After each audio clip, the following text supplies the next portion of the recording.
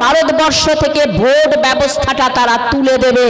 Election কমিশনে already তারা পরিবর্তনের প্রস্তাব দিয়ে দিয়েছে। অর্থাৎ যদি 2024 সালে তারা ক্ষমতায় ফেরে, তারপর তারা ঘোষণা করবে যে 20 বছর আর কোনো ভোট হবে না। আর এই 20 বছর ধরে গীতাও থাকবে না, রামায়ণও থাকবে না, শ্রী রামচন্দ্র থাকবে না, থাকবে শুধু ওই আদানি আর আমার আপনার পকেটের সমস্ত টাকা চুরি করে নিয়ে চলে যাবে। তার একাংশ খাবে নরেন্দ্র মোদী, অমিত শাহ এবং যোগীরা। নরেন্দ্র মোদীদের সমস্ত সরকারি জায়গায় বিজ্ঞাপন থাকে 2047 সাল। তাদের ঘোষণা অনুযায়ী ভাই বছর বছর ভোট নয়, ভারতবর্ষে একটা ভোট হবে একসঙ্গে।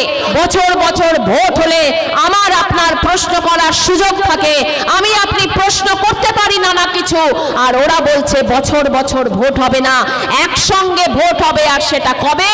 5 বছর পর নয়, 10 বছর পর, আসলে 20 বছর পর, আসলে 50 বছর পর। আর তাই জন্য 2047 সাল পর্যন্ত বিজেপি সমস্ত সরকারি বিজ্ঞাপনে দেখবেন লেখা আছে 2047 সাল। তারা প্রচার করার চেষ্টা করছে।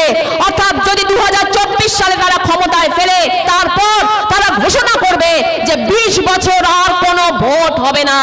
আর এই 20 বছর ধরে গীতাও থাকবে না, রামায়ণও থাকবে না, শ্রী রামচন্দ্র থাকবে না, থাকবে শুধু ওই আদানি আর আমার আপনার পকেটের সমস্ত টাকা চুরি করে নিয়ে চলে যাবে।